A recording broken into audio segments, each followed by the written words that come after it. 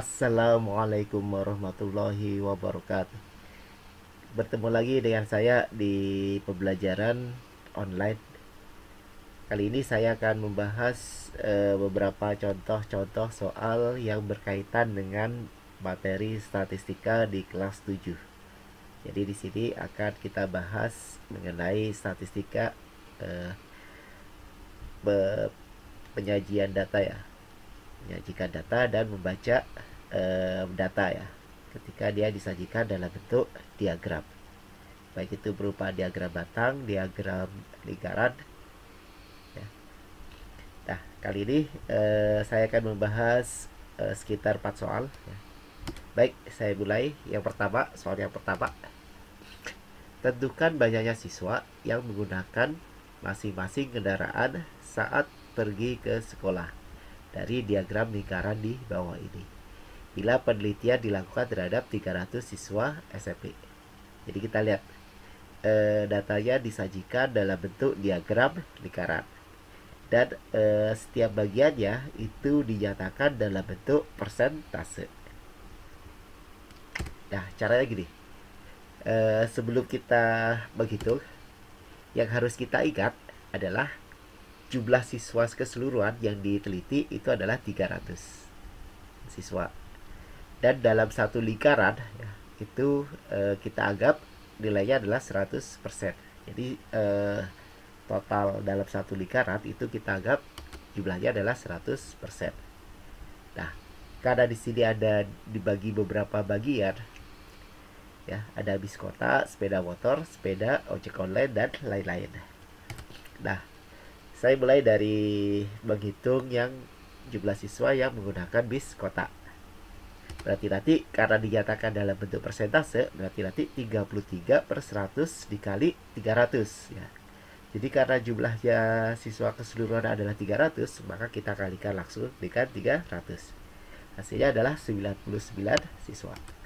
Nah, sama nanti caranya kalau misalkan kita menghitung untuk mencari banyaknya siswa yang menggunakan sepeda motor. Berarti yang menggunakan sepeda motor kan ada 8% nih. Berarti 8/100 kali 33 kali 300 ya, sama dengan 24. Yang menggunakan ojek online berarti di sini 19%. Berarti 19/100 kali 300 sama dengan 57 siswa. Dan sama ya selanjutnya, yang menggunakan sepeda berarti 25/100 dikali 300 sama dengan 75. Yang menggunakan lain-lain ada 15, berarti 15/100 kali 300 sama dengan 45 siswa. Nah, contoh yang kedua, grafik di bawah ini menunjukkan hasil panen di suatu wilayah selama 5 tahun. Yang ditanyakan, tentukan hasil panen. Jadi ada 3 nanti yang ditanyakan.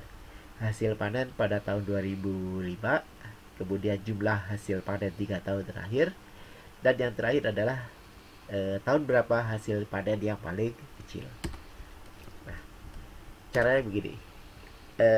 Datanya disajikan dalam bentuk diagram batang. Frekuensi, di sini kan ada frekuensi. Nah, frekuensi itu menunjukkan jumlah hasil panennya. Nah, di sini dalam ton, kemudian yang di ke arah sumbu datar atau ke arah sumbu X itu dalam bentuk tahun ya. Dinyatakan dalam tahun. Nah, yang pertama untuk yang hasil panen tahun 2005, berarti 2005 yang ini ya. Kita tinggal lihat. Nah, kita tarik garis. Nah, kita tarik garis putus-putus. Nah, ternyata di sini berarti jumlah hasil panennya berapa di sini? Yaitu 11 ton. Jadi antara 10 dengan 11 ton. Kemudian jumlah hasil panen 3 tahun terakhir.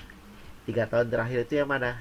2003, 2004, 2005. Berarti nanti hasil panennya tinggal kita tambahkan aja nih. Hasil panen 2003 itu 9. Berarti 9 ditambah 4 ditambah 11 sama dengan 24 ton. Kemudian hasil panen yang terkecil itu yang ini ya, yang terkecil itu, nah yang ini ya, yang terkecil berarti itu di tahun 2002. Nah, yang terkecil berapa? Kalau ditanya jumlahnya berarti 3 ton ya jumlahnya. Itu yang contoh yang kedua. Baik, selanjutnya contoh yang ketiga. Perhatikan gambar diagram lingkaran di bawah ini. Jika luas daerah yang ditanami jagung 42 hektar, tentukan luas daerah yang ditanami padi. Nah, diagramnya seperti ini ya. Nah, ini sama dengan soal yang pertama. Data disajikan dalam bentuk diagram lingkaran. Cuman bedanya kalau di soal yang pertama tadi, itu setiap bagiannya itu dinyatakan dalam bentuk persentase. Sedangkan yang soal yang ketiga itu dinyatakan dalam bentuk derajat ya bagiannya. Dalam bentuk sudut ya. Nah, caranya gini. Kita cari dulu berapa derajat bagian dari padi ya. Padi. Karena yang ditanyakan kan padi. Kita belum tahu nih padi itu sudutnya berapa derajat di sini. Nah, caranya gini. Kita ingat bahwa dalam satu lingkaran itu besar sudutnya adalah 360 derajat. Sehingga untuk mencari berapa derajat, berapa sudut yang ditanami padi, maka kita tinggal kurangin aja nih 360 derajat, yaitu sudut satu lingkaran penuh dikurangi dengan 90. Jadi jagung itu 90 ya, karena di sini siku-siku, ditambah 45 itu tebu, ditambah 60 kedelai, ditambah 60 derajat yang lain-lain. Sehingga nanti 360 derajat dikurangi 255. Hasilnya adalah 105 derajat. Nah, ini adalah sudut yang ditanami padi. Nah, karena yang ditanyakan itu bukan besar sudutnya, tapi adalah luas daerah yang ditanami padi, maka kita tinggal menggunakan perbandingan. Kenapa? Karena kita tahu bahwa luas daerah yang ditanami jagung itu 42 hektar. Kita pakai perbandingan.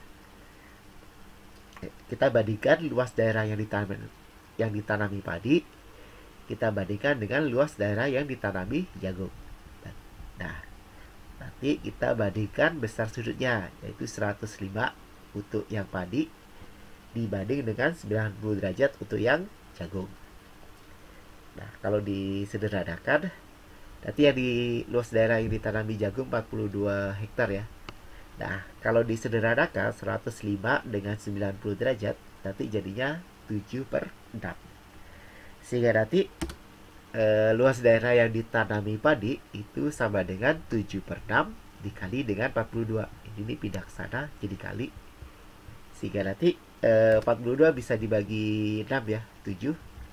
Berarti 7 kali 7 hasilnya adalah 49 hektar. Ini adalah luas daerah yang ditanami padi. Jadi caranya seperti itu ya. Kalau misalkan yang diketahui adalah luas daerah yang ditanami jagung. Contoh yang keempat atau contoh yang terakhir dari video saya kali ini. Diagram batang di bawah ini menunjukkan nilai ulangan seni budaya. Tentukan yang A, banyak siswa yang mendapat nilai kurang dari 8. Sedangkan yang B, berapa nilai dengan jumlah siswa terbanyak? Nah, diagram batangnya seperti ini. Nah, penjelasannya banyak siswa yang mendapat nilai kurang dari 8. Yang mendapat nilai kurang 8 berarti 7, 6, 5 ya. Ini adalah nilai yang kurang dari 8. Kita tinggal tambahkan aja ya. Yang mendapat nilai 5. Nah, frekuensi itu menunjukkan banyaknya siswa. Jadi namanya frekuensi itu menunjukkan banyaknya siswa. Nah, yang mendapat nilai 5 itu 1. Kemudian yang mendapat nilai 6 itu ada 4. Yang mendapatkan nilai 7 itu 5. Kita tinggal tambahkan 1 ditambah 4 ditambah 5. Sama dengan berapa? Sama dengan 10 siswa. Nah, kemudian yang B yang ditanyakan adalah jumlah siswa terbanyak. Nilai dengan jumlah siswa yang terbanyak. Nilai dengan jumlah siswa yang terbanyak itu maksudnya adalah nilai yang paling banyak didapatkan oleh siswa itu nilai berapa. Nah, kita tinggal lihat. Jadi yang frekuensi kan menunjukkan jumlah siswa yang mendapatkan nilai tersebut. Nah, kita lihat. Kalau dinyatakan dalam diagram batang, kita cari aja nih batang yang paling tinggi. Paling tinggi kan yang ini. Nah, berarti jumlahnya berapa nih? Jumlahnya kan 6.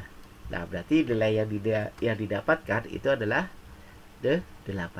Dengan jumlah siswa terbanyak itu adalah nilai 8. Baik, demikian beberapa soal yang dapat saya bahas untuk materi penyajian penyajian data ya, untuk materi statistika di kelas 7.